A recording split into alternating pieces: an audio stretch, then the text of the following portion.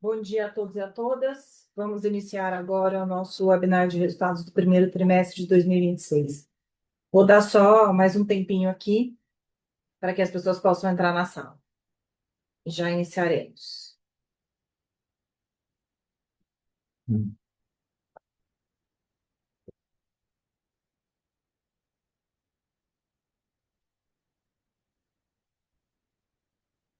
Bom dia a todos e a todas. Vamos iniciar agora o nosso webinar de resultados do primeiro trimestre de 2026. Obrigada por aguardarem. Eu sou a Marília, diretora de Relações com Investidores da companhia. A apresentação será feita pelo CEO José Firmo e pelo CFO Rafael Procas, seguido de uma sessão de perguntas e respostas com a diretoria executiva.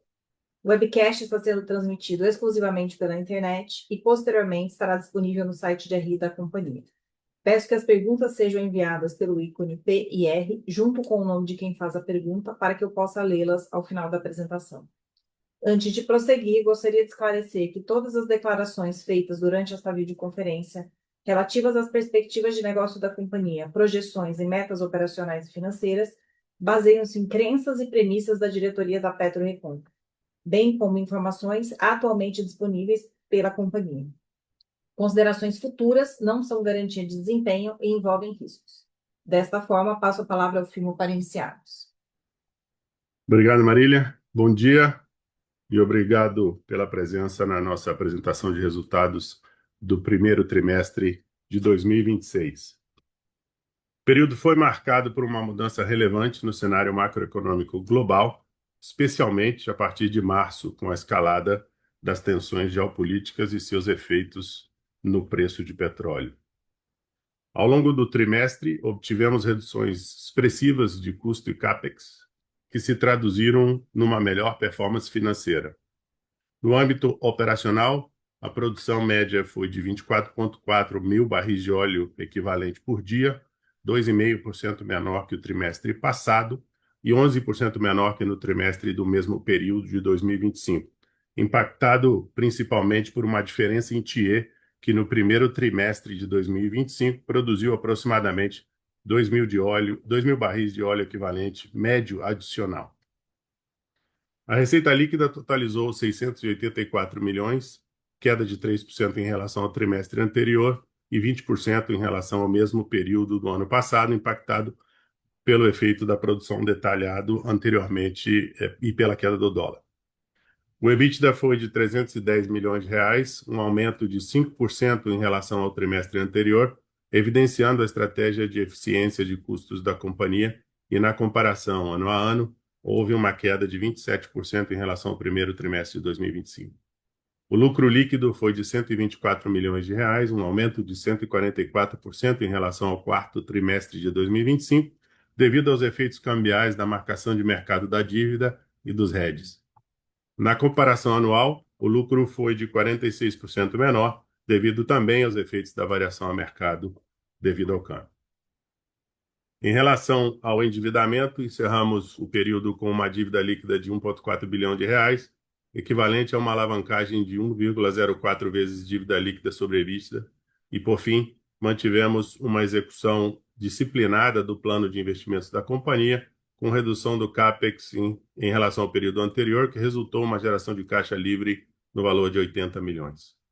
Com isso, reafirmando nosso compromisso com a geração de valor para os nossos acionistas, anunciamos a distribuição de 100 milhões de reais de juros sobre capital próprio, equivalente a 0,34 reais por ação, 0,34 centavos por ação.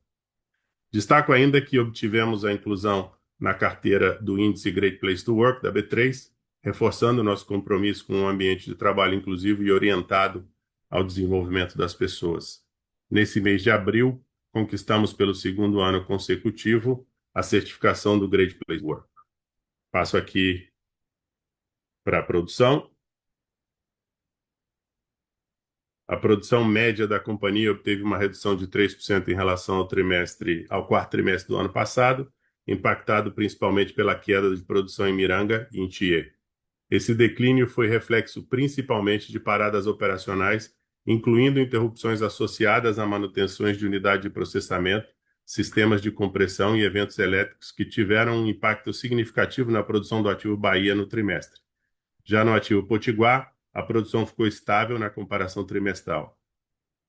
Mantivemos uma execução disciplinada no plano de desenvolvimento de reservas da companhia, com a execução de 57 workovers, e o avanço no cronograma de perfuração de 2026, com a conclusão de 3 poços novos no ativo Potiguar, 2 injetores e um produtor, estando um deles ainda em fase de completação. Em linha com o projeto de intensificação da injeção de água para repressurização dos reservatórios, nesse trimestre, reforçamos a injeção em Thier e Riacho da Forquilha. Em abril, entraram em operação novos postos de injetores no campo de Sabiá-Bico de Osso e Sabiá da Mata, reforçando as iniciativas de suporte à manutenção e recuperação de produção do ativo. Passo agora a palavra para o Rafael para continuar a apresentação.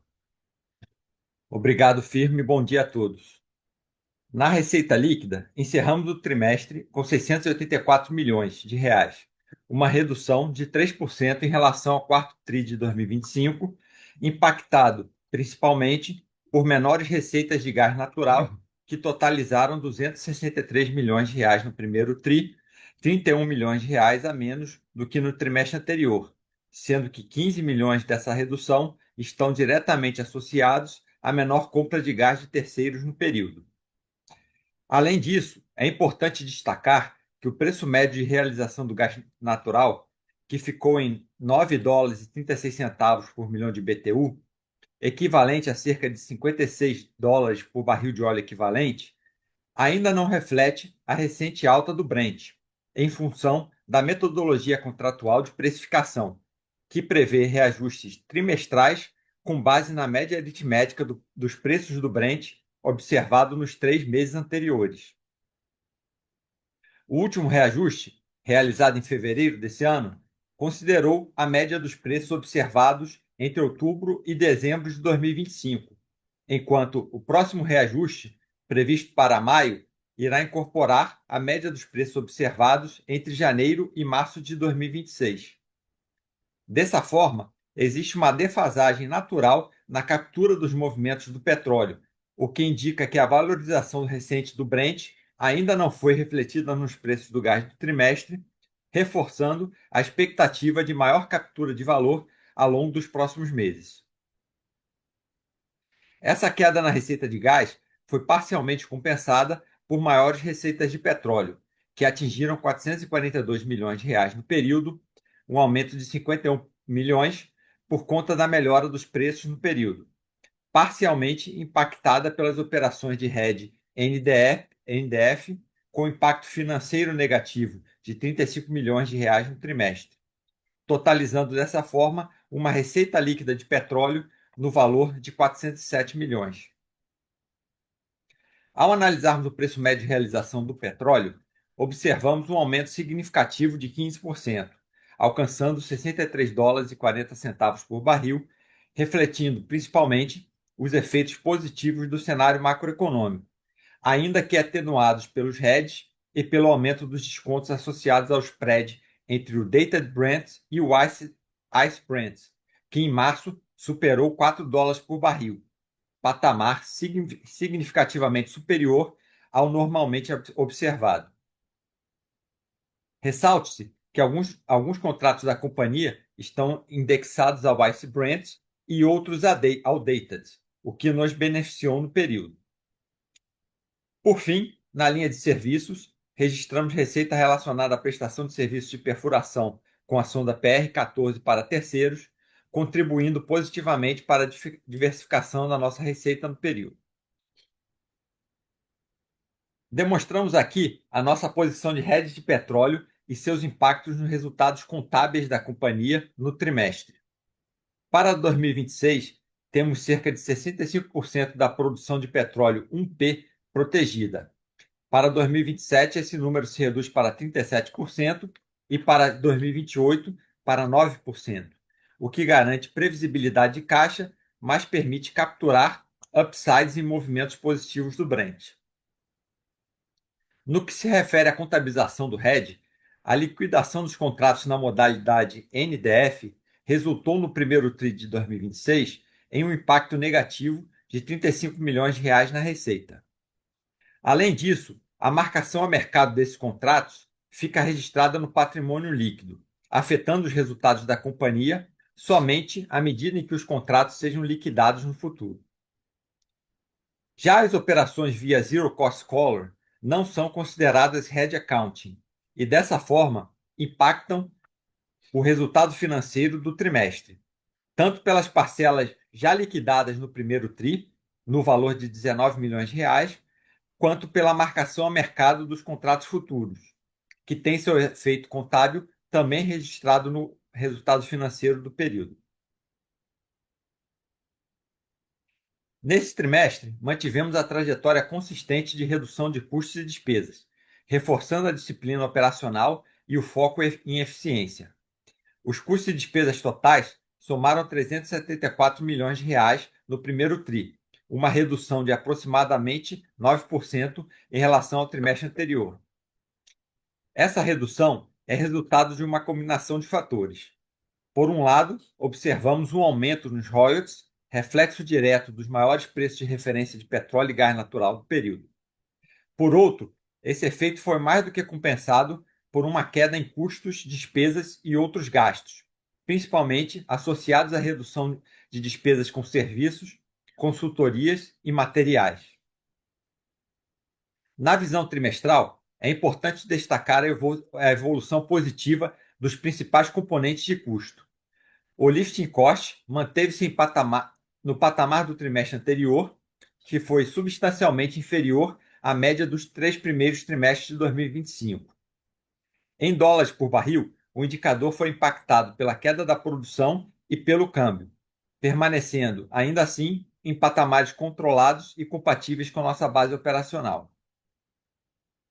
Também registramos reduções sequenciais nos custos de midstream, decorrentes de menores custos com processamento, escoamento e transporte, impulsionados principalmente por ganhos de eficiência no processamento de gás no Rio Grande do Norte, devido à aquisição da UPGN de Guamaré, além de uma queda expressiva nas compras de gás no trimestre.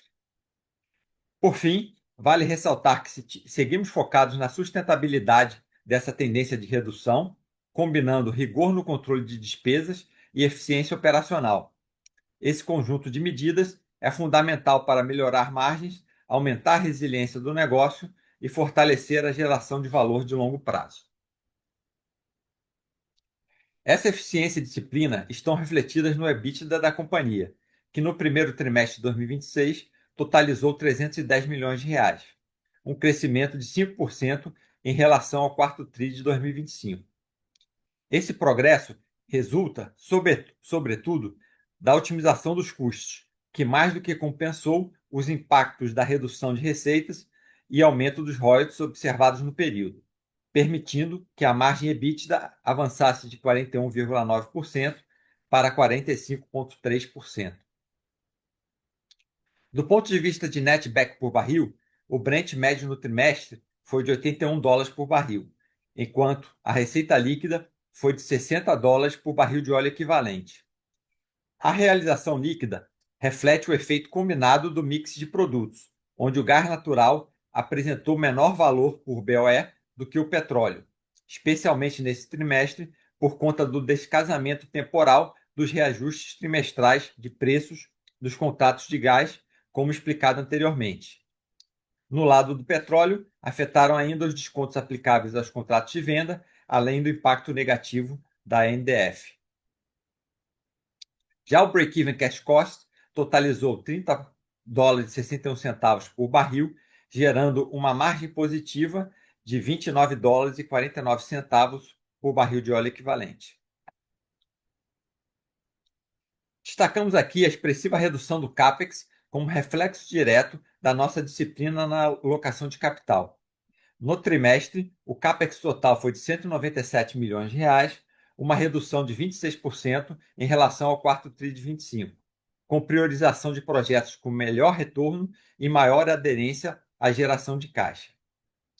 No desenvolvimento de reservas, os investimentos totalizaram 126 milhões e permaneceram alinhados ao plano operacional, mais concentrados em workovers e projetos de gestão de água e resiliência operacional. Observamos uma redução em perfuração, com foco em projetos de baixo risco, ao mesmo tempo em que ampliamos o número de intervenções de workover, diversificando o mix de projetos e capturando os ganhos de curto prazo.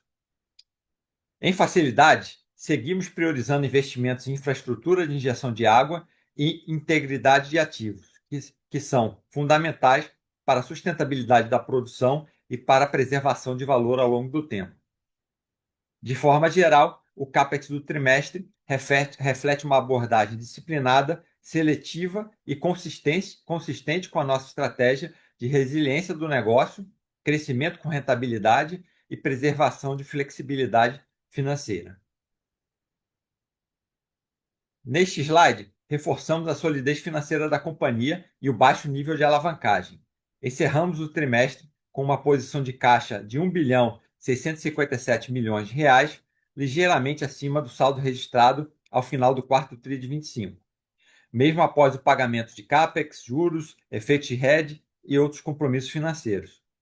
Esse desempenho foi sustentado por um forte fluxo de caixa operacional que totalizou R$ 274 milhões no trimestre, evidenciando a capacidade recorrente de geração de caixa do negócio.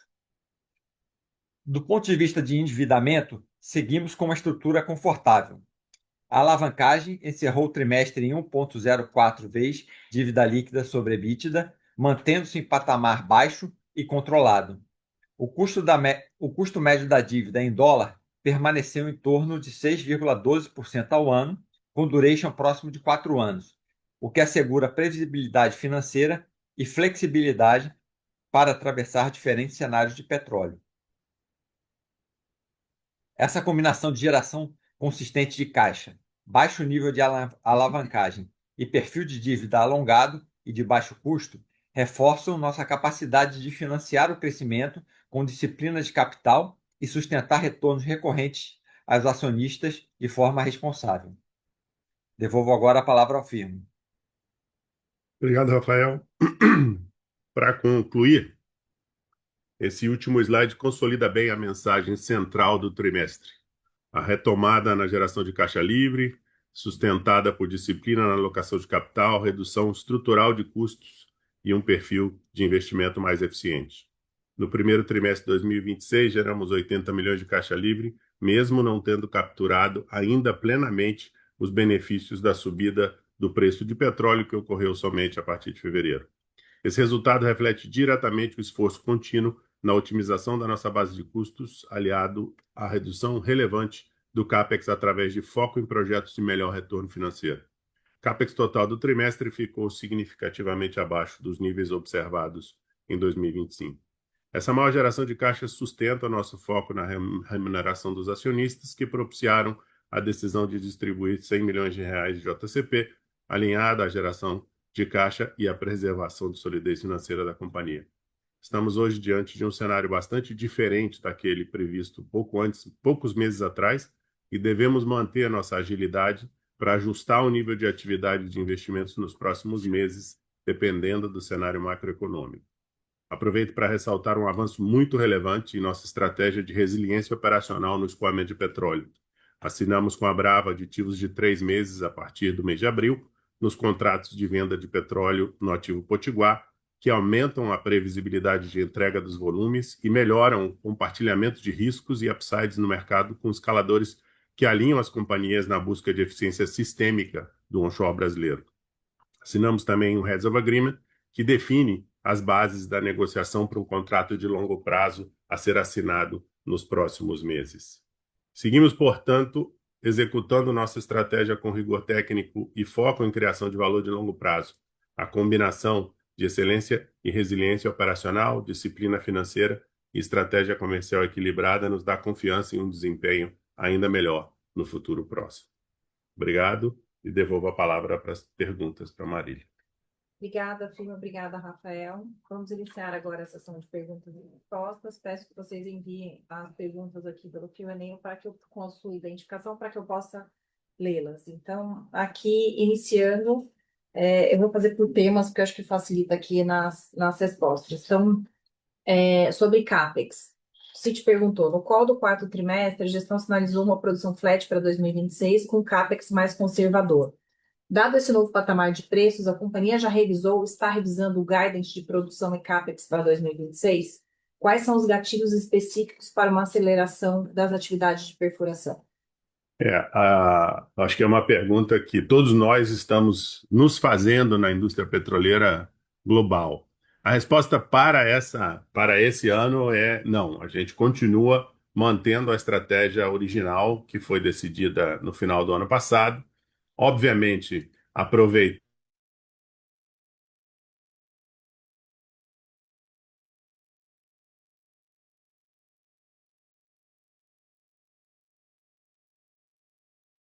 Estamos revisando o portfólio.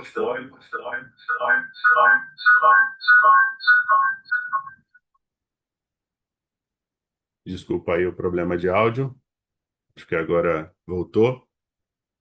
Nós estamos revisando o nosso portfólio para uma possível implementação de mudança de curso de investimento. Entretanto, não está definido e, nesse momento, a gente continua mantendo a implementação da estratégia original. Acho que, fundamentalmente, o que todos nós estamos tentando entender é qual é o efeito de médio e longo prazo, principalmente no preço futuro, que hoje, na minha opinião, continua muito incerto. Perfeito. A próxima pergunta é do UBS. CAPEX veio mais baixo no TRI. Poderiam dar mais detalhes se foi um TRI aquém da expectativa em investimentos? Ou se podemos esperar esse nível de CAPEX para os próximos trimestres? Esse é o patamar de CAPEX que a gente desenhou. Esse ano a gente conseguiu desenhar uma estrutura de atividade bastante estável e a nossa expectativa era a manutenção desse patamar até o fim do ano. Perfeito. A próxima pergunta é do BTG. A gente colocou, né, e apresentou que a gente está operando só com uma sonda dentro da companhia, a PR-21, que está fazendo ativos no Rio Grande do Norte. Se existe alguma expectativa da PR-14 voltar a fazer campanha de perfuração dentro da companhia ou reativar a PR-04? Nossa estrutura de perfuração, que orgulhosamente a gente costuma definir como a melhor estrutura de perfuração do onshore brasileiro, ela tem muita flexibilidade, tanto do ponto de vista de profundidade, quanto do ponto de vista de perfil tecnológico dos poços. Esse ano nós planejamos um ano de perfuração convencional, focado na PR-21, com algumas oportunidades para a PR-14. A definição final dos poços normalmente é feita durante o ano, e hoje a gente tem a PR-14, então, trabalhando para um projeto de perfuração externa, né, para terceiros. A possibilidade de poços com a PR-14 continua válida e está sendo avaliada, essas decisões são tomadas através do ano. A volta da PR-04 não tem nenhuma previsão para esse ano, a gente provavelmente vai manter a PR-04 em cold stack esse ano, esperando uma possível mudança no perfil de perfuração do futuro. Mas esse ano as duas sondas estão sendo aplicadas de acordo com aquilo que a gente planejou. Perfeito. A XP perguntando quais são os projetos prioritários para entregar a curva de produção crescente, uma curva de produção crescente ao longo de 2026. 2026 foi, obviamente, uma mudança bastante importante para nós. Nós fizemos um ajuste para que o ano fosse um ano de foco em geração de mais médio prazo, vamos chamar assim. O que eu quero dizer com isso? Aquela fase em que a companhia, quando a companhia compra ativos novos, tem sempre uma fase inicial onde o que a gente chama de low-hanging fruits, onde a companhia foca muito em atividade que gera aumento de produção de curto prazo. Para nós, a gente acredita firmemente, vem falando com vocês sobre isso, de que a companhia agora entra numa fase de pensar a médio e longo prazo, de pensar em projetos de gestão de campo maduro, principalmente projetos de injeção de água, de water flooding, que são projetos que são vistos e têm que ser vistos de forma um pouquinho mais alongada do que aumentar a atividade esse mês para ganhar produção no mês que vem. É uma mudança que a gente estruturou para a companhia esse ano e estamos entregando nesse aspecto. Então, de uma forma geral, o que nós estamos vendo é um desenvolvimento de workover de perfuração muito focado nos projetos de water flooding, muito focado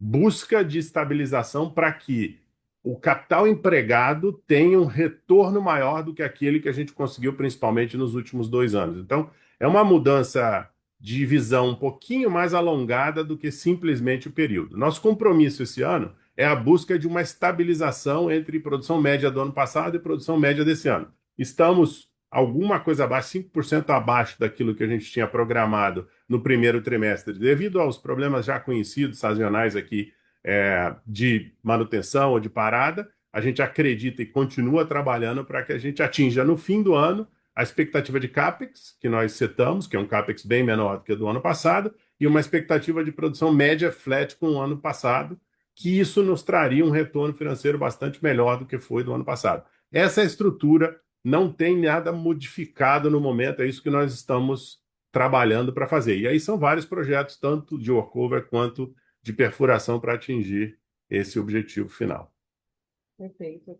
Partindo aqui agora para a produção, o Itaú, a Monique perguntando, podem compartilhar a expectativa de incremento de produção com o início da produção desses poços que foram perfurados no primeiro trimestre? A gente perfurou 2 poços injetores, então, fundamentalmente, de novo, né?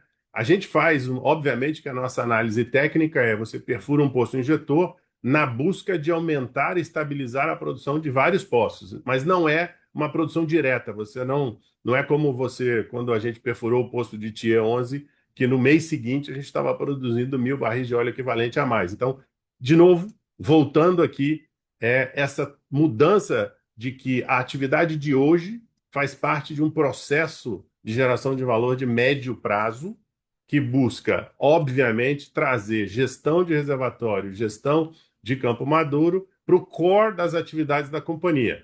A gente continua, obviamente, trabalhando no portfólio, principalmente aí no portfólio de subsuperfície, a busca de oportunidades de aumento de produção, a busca de oportunidades que possam trazer aí um adicional de produção incremental. Mas o core daquilo que a gente está fazendo esse ano, que foi decidido fazer esse ano, continua sendo implementado. E aí, a razão entre o que investe e o aumento de produção não é tão linear quanto aquilo que a gente falava. Então, a resposta para a Monique é: Monique, a gente tem hoje uma estrutura de workover e de perfuração que tem um foco bastante grande nos projetos de injeção, e esses projetos de injeção vão trazer muito valor no futuro. Se nós olharmos o que a companhia fez nos seus 25 anos de existência, o que nós plantamos durante muitos anos e colhemos por décadas foi uma estrutura de gestão de portfólio que fazia com que a gente podia investir muito menos para manutenção e crescimento da produção.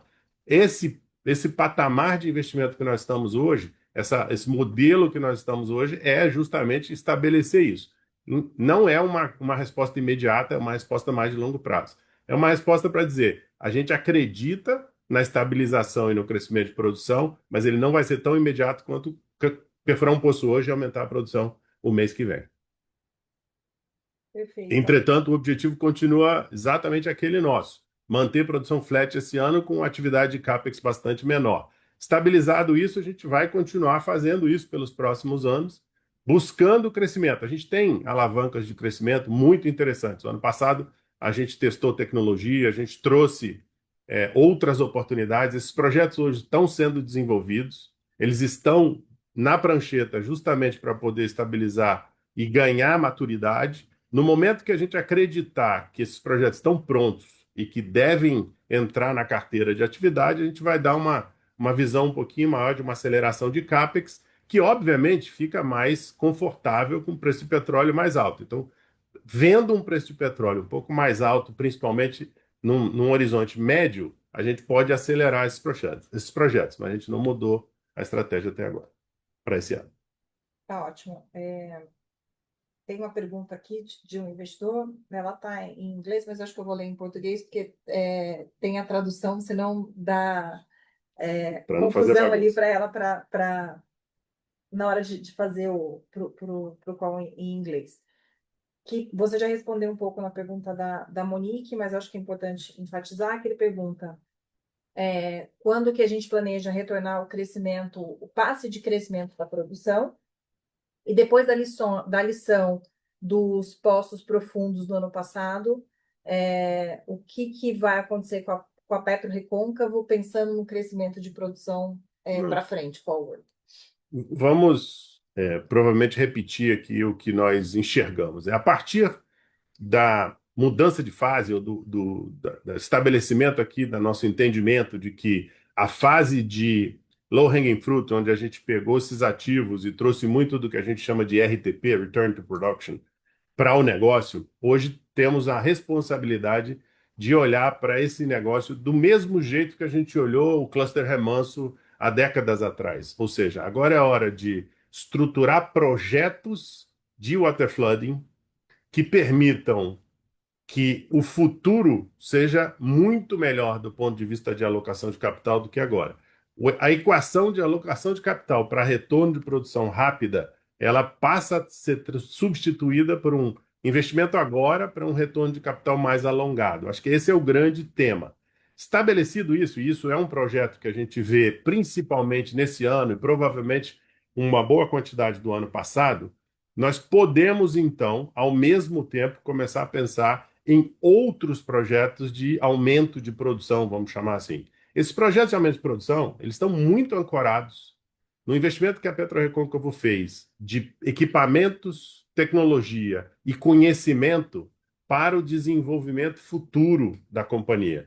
Eles serão implementados dentro do plano da companhia quando a gente adquirir o nível de maturidade correto. O ano passado foi muito relevante, foi muito importante testar tecnologias de poço horizontal, testar tecnologias de poços profundos, que nos permitiram determinar não só o potencial do ponto de vista de subsuperfície, mas também do ponto de vista de capacidade técnica da companhia, custo, tudo isso.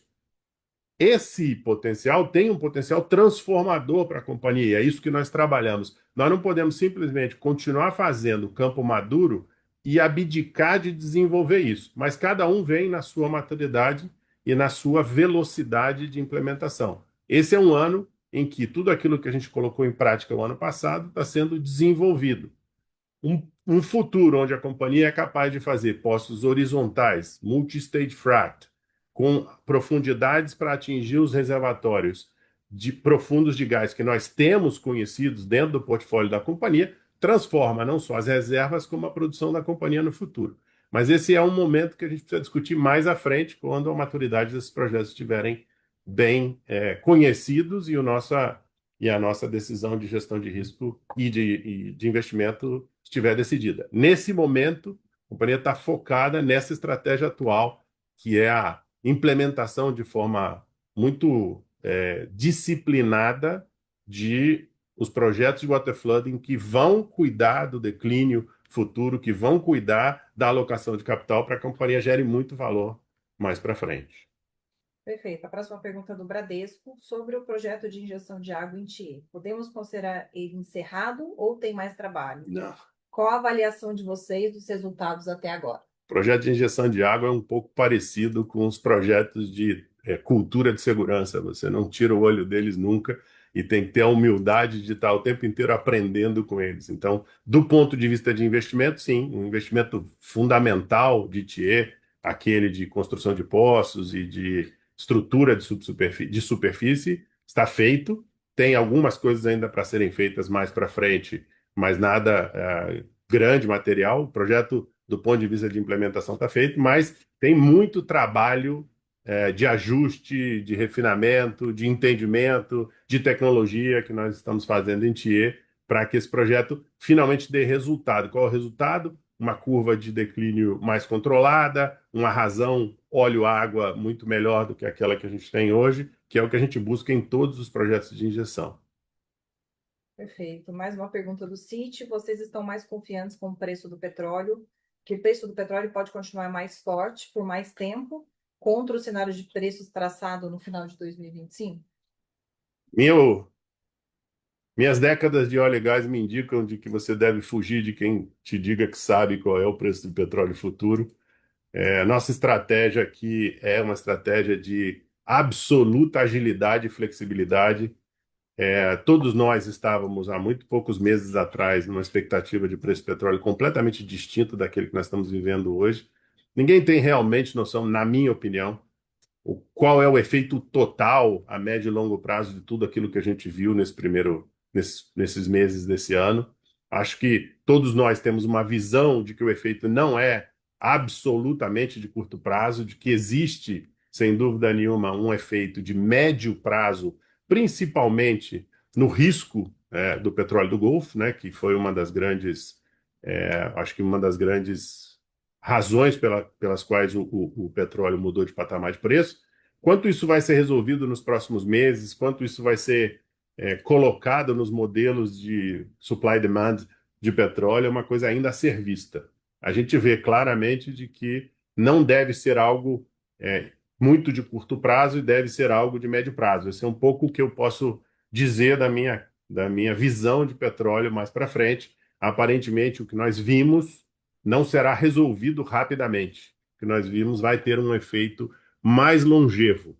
O quão longevo e qual a amplitude desses efeitos, eu não me atreveria, baseado no que eu conheço da indústria petroleira, a dizer. Entretanto, nossa estratégia, nossa forma de trabalhar é ter a nosso portfólio o tempo inteiro revisado e capaz de reagir a possíveis mudanças. Uma das principais proteções da PetroRecôncavo é que ela benchmark nos custos de produção do onshore brasileiro. Essa, para mim, é uma proteção que nós não deveríamos abrir mão dela.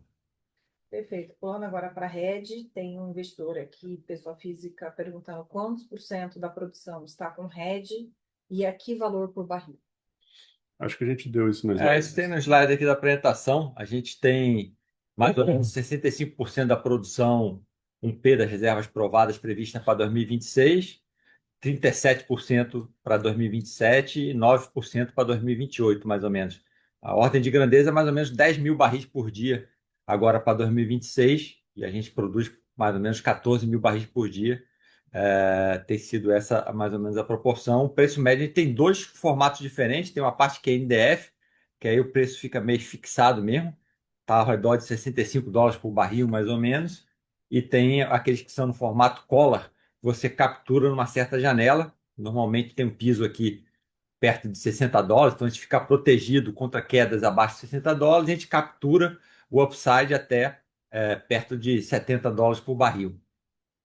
Acho que é importante também lembrar que a companhia produz 40% da sua produção vem do gás, que tem uma estrutura de precificação completamente diferente dessa do petróleo e do hedge. Então, é uma companhia cujo o hedging de petróleo é importante, mas ele não é determinístico para a capacidade de geração de valor para a companhia. E aí o gás é um pouquinho mais complexo, porque ele leva um certo tempo para capturar variações de preço. Mas essa estrutura de capital e essa estrutura de hedging é muito bem pensada de forma a manter o equilíbrio de assegurar previsibilidade na receita, mas ao mesmo tempo permitir que a companhia continue sendo uma companhia de óleo e gás que captura os upside de petróleo.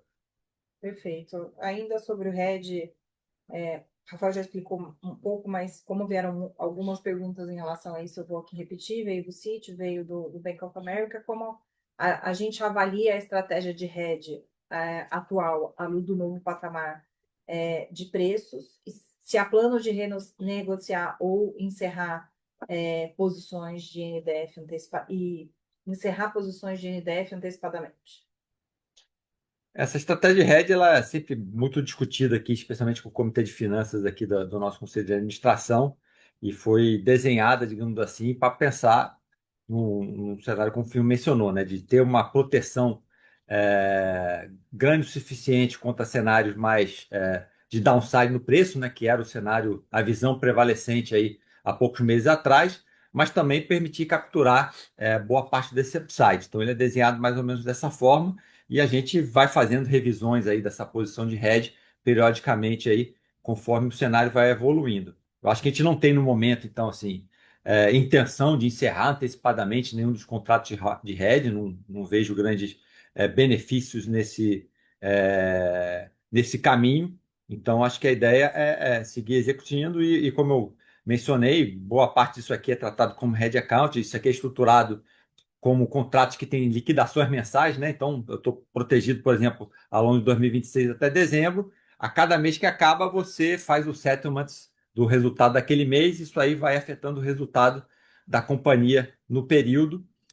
Então, assim, esse desembolso caixa da operação do hedge está sempre casado com o físico da minha venda física de petróleo, né? Então, eu tenho que pagar, nesse momento atual do petróleo alto, algum valor para o banco por conta da operação do hedge, mas eu recebo, como eu tenho mais produção do que o volume redeado, eu recebo bem mais do que isso na venda física, né, do petróleo. De modo que essa subida do petróleo, o efeito líquido dele é sempre positivo na geração de caixa da companhia, não tem nenhum tipo de descasamento temporal, a gente não tem em nossos contratos nenhum tipo de chamada de margem, por exemplo, então ele é bem estruturado para que ele nunca prejudique, digamos assim, o fluxo de caixa da companhia, pelo contrário, a subida do petróleo só faz ajudar o fluxo de caixa. Perfeito. Pulando agora para lifting cost, a pergunta do Citi: o que podemos esperar para o lifting cost para os próximos meses em 2026? Se faz sentido esperarmos que um custo nominal em reais flat ao longo do ano, sendo diluído por um potencial aumento de produção. Nosso lifting cost em real é o nosso grande, vamos dizer, aquilo que a gente foca bastante, né? Obviamente que o lifting cost por barril é uma referência importante. A PetroRecôncavo tem isso como benchmark brasileiro aqui no onshore e tal, então é muito relevante para nós. Mas o que a gente realmente controla é o lifting cost em real e a produção. Então, acho que seu entendimento é exatamente aquele que a gente tem, de uma manutenção do custo. A gente conseguiu, depois de um esforço conjunto aqui, trazer esse custo para baixo materialmente do início do ano passado. No início do ano passado a gente teve bastante dificuldade, mas bastante desafios aí, principalmente na parte de resiliência operacional que a gente precisava investir. E, obviamente, que agora a ideia é continuar puxando o lifting cost para baixo, mantendo esse patamar que a gente está agora e buscando eficiência. Depende muito aqui de quanto o João, agora na nova função, é capaz de extrair eficiência nos próximos trimestres. Eu vou deixar ele prometer o lifting cost futuro aqui. Mas esse é exatamente isso. Obviamente que fazer isso e conseguir uma parte do lifting cost é variável, né? Então ele sobe de acordo com a produção, mas uma boa parte é fixa. Então, realmente, quando a gente consegue produções maiores, a gente tem uma diluição, principalmente aí no ratio. Fazer algum comentário de lifting cost? Eu acho que esse é o fato. A gente tem acompanhado nos últimos 2 trimestres, né, em valores nominais, 10% mais ou menos de redução trimestral, quando a gente compara nos trimestres do ano anterior. A gente viveu um ciclo de investimentos associado à integridade de ativo que continua, mas num nível menor e um pouco mais localizado no CAPEX, que é uma das coisas que a gente indicou. A gente tem investido bastante em injeção de água e integridade de ativos, mas isso está impactando menos o lifting cost. A gente também tem sido beneficiado por uma melhora muito grande na taxa de quebra de poços, ano contra ano, e isso tem feito com que os custos de reparo de poços tenham sido beneficiados. Esse trabalho é contínuo, então a nossa expectativa para o ano é manter esses patamares atuais e buscar outras linhas de eficiência, reparo de poços, contas, eficiência de energia elétrica, outros aspectos de integridade de ativo que possam continuar nesse caminho de redução. Perfeito, o João já respondeu aqui todas Não as outras prometeu perguntas. redução de lifting cost. Já respondeu as outras perguntas que tinham aqui sobre lifting cost. As próximas perguntas eu vou fazer tudo de uma vez, que obviamente é sobre o contrato, o anúncio do aditivo contratual de 3 meses e da assinatura do Heads of Agreement com a Brava. Então, a pergunta é qual com a melhoria do desconto médio de comercialização versus Brent praticado pela companhia, o que devemos esperar com as mudanças anunciadas com esse novo contrato de preço com a Brava? Se vocês poderiam dar mais detalhes sobre o acordo assinado. Acho que é isso. O resto tudo está repetido. Eu acho que esse contrato, obviamente, é um contrato marcante para nós.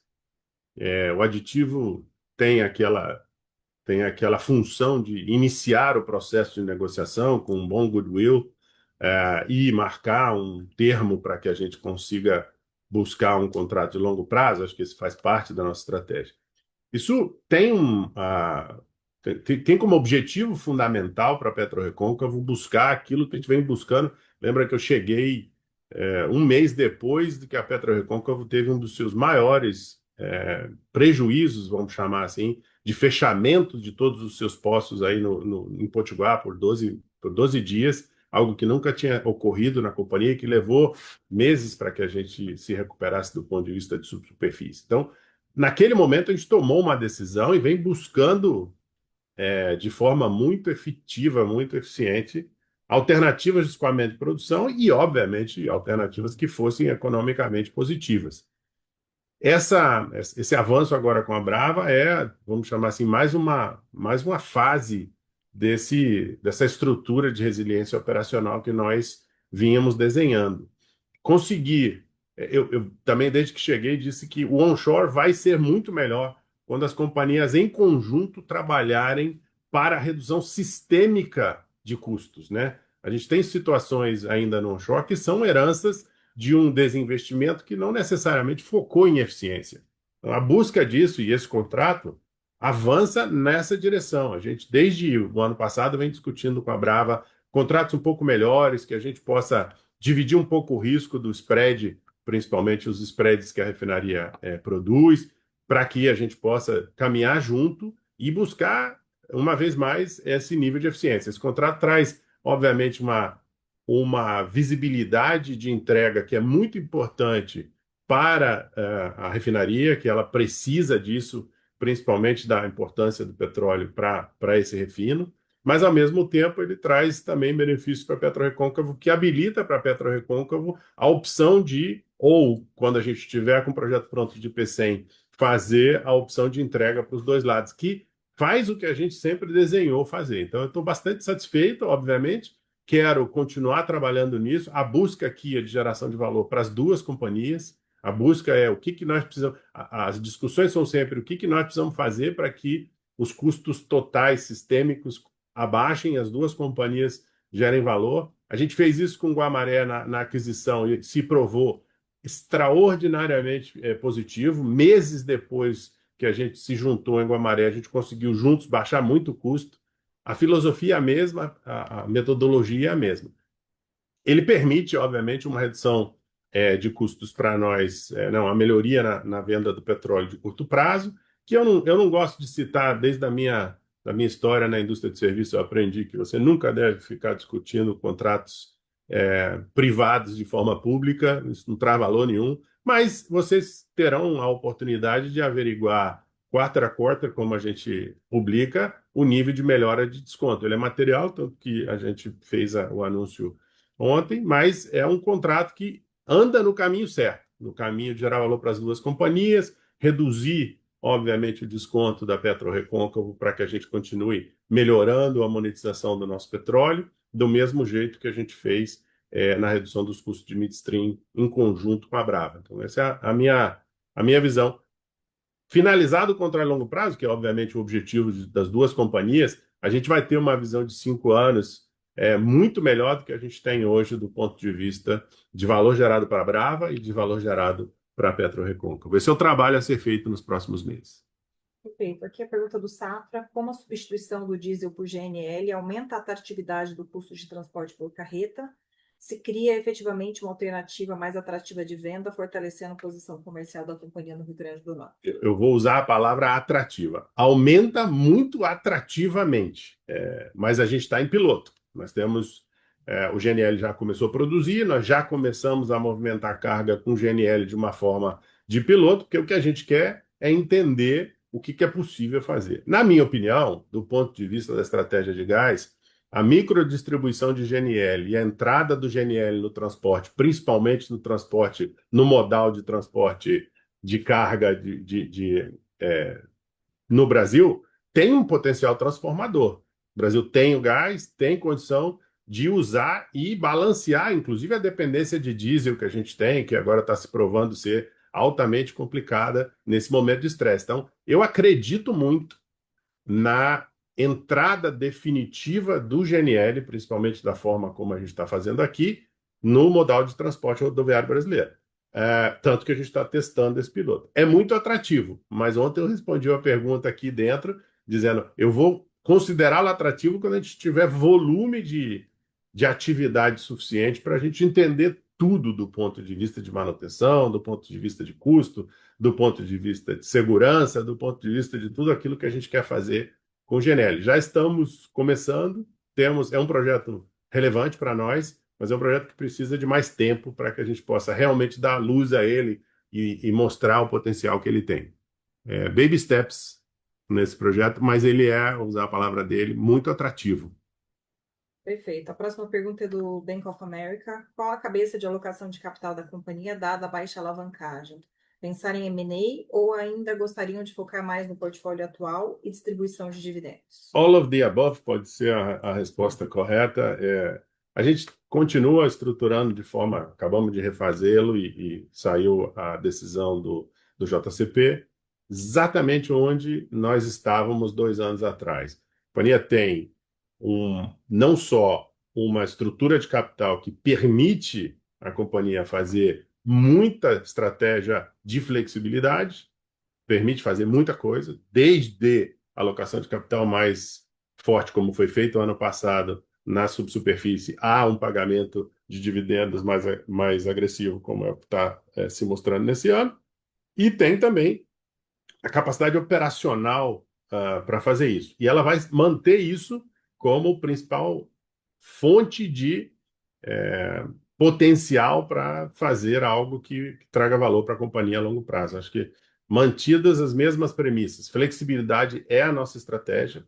A gente quer ter na mão o tempo inteiro as avaliações de M&A que estão surgindo, as avaliações de midstream que estão surgindo, as avaliações de aumento de investimento no nosso portfólio e outros portfólios, JVs e farm-ins e farm-outs, ou a distribuição via dividendo ou qualquer outro tipo de estrutura de retorno de capital acionista. Então, mantida as mesmas premissas estratégicas de flexibilidade é a nossa estratégia.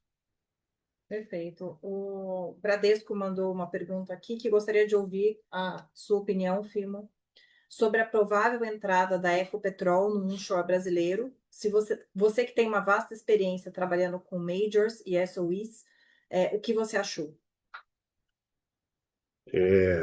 Ecopetrol foi um cliente meu durante muitos anos e eu tenho um respeito muito grande pela Ecopetrol, pela sua capacidade operacional, pelo seu conhecimento técnico, pelo seu time de subsuperfície. Então, é uma empresa de IP que tem absolutamente capacidade de fazer aquilo que ela decidir fazer. Ela tem essa categoria de decidido fazer, ela vai fazer bem. É o máximo que eu posso dizer. Obviamente que é uma companhia que eu posso dizer também o que eu disse quando da aquisição, quando da formação da Brava. O onshore brasileiro precisa, cada dia mais, companhias de EIP focadas em resolver os problemas de eficiência de EIP no onshore. Nós seremos um onshore robusto, nós seremos um onshore pujante quando nós encararmos de frente o desafio da transformação sistêmica da eficiência do onshore. E a chegada de uma companhia de IP como a Ecopetrol, que pode vir a participar desse mercado, é bem-vinda, como eu sempre considerei bem-vindo a chegada de companhias que queiram resolver esses problemas. São os problemas sistêmicos de eficiência que vão demandar soluções um pouquinho mais longas, soluções um pouquinho mais difíceis, como essas que a gente está conseguindo fazer através, obviamente, do drive da PetroRecôncavo, de melhoria de escoamento, de redução de custo de midstream, de melhoria de tratamento dos nossos produtos, de melhoria de comercialização dos nossos produtos. Então, acho que essa busca de eficiência sistêmica, eu, particularmente, sempre estou dando boas-vindas a companhias de IP que conheçam bem a subsuperfície, que conheçam bem o EIP de forma profunda para que a gente possa endereçar isso. Então, essa é a minha perspectiva pessoal da pergunta que me foi feita sobre aquilo. Perfeito. A última pergunta aqui para a gente encerrar é do Scotia. Mesmo sem um guidance formal, qual seria a principal mensagem que vocês gostariam que o investidor levasse para os próximos 2 anos, 2026 e 2027? Preservação de caixa, estabilidade de produção, preparação para uma retomada de crescimento? O que precisa acontecer operacionalmente para que essa tese se materialize? Vou tentar simplificar e sumarizar, não é fácil, mas eu vou tentar dizer o que nós, principalmente nós aqui, em conjunto com o Conselho, estamos definitivamente focados. Nós precisamos trazer para a companhia a capacidade que ela sempre teve de retornar, né, dar retorno no capital acima daquilo que a gente tem conseguido fazer nos últimos 2 anos, vamos chamar assim. Então, esse é o grande tema. É um tema de retorno de capital, é um tema de equilibrar o consumo de capital e o retorno do capital através de projetos muito bem desenhados e muito bem executados de desenvolvimento de reserva. Acho que esse é o grande tema da companhia. A busca do crescimento de curto prazo de produção fica competindo de uma forma melhor com um retorno de capital muito mais estruturado, sem desabilitar a tremenda capacidade que a companhia tem de voltar a crescer. Então, é uma estrutura de estratégia que a gente foca fundamentalmente nesses próximos 2 anos nos projetos, no desenvolvimento de projetos bastante eficientes de waterflooding, que faz com que o retorno de capital volte a um patamar muito melhor do que aquele que a gente está hoje, ao mesmo tempo não tirando o olho, principalmente do desenvolvimento de tecnologia, novos projetos, para que a gente possa, então, voltar a crescer a produção, mas voltar a crescer com um retorno de capital melhor do que aquele que a gente conseguiu fazer nos últimos 2 anos. Acho que, de uma forma geral, é isso que eu conseguiria responder. O que precisa? Tudo aquilo que a gente está fazendo. Custo, obviamente, não sai da agenda nunca.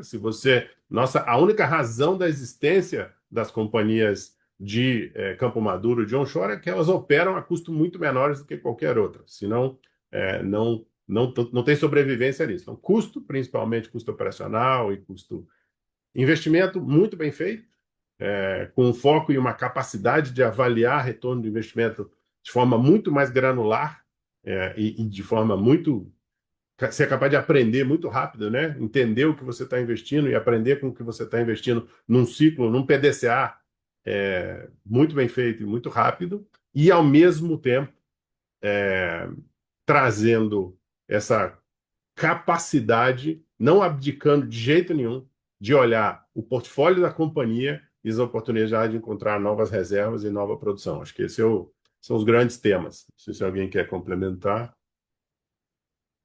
Se não, é isso. Obrigada a todos e até o próximo call. Obrigado. Obrigado. Obrigado.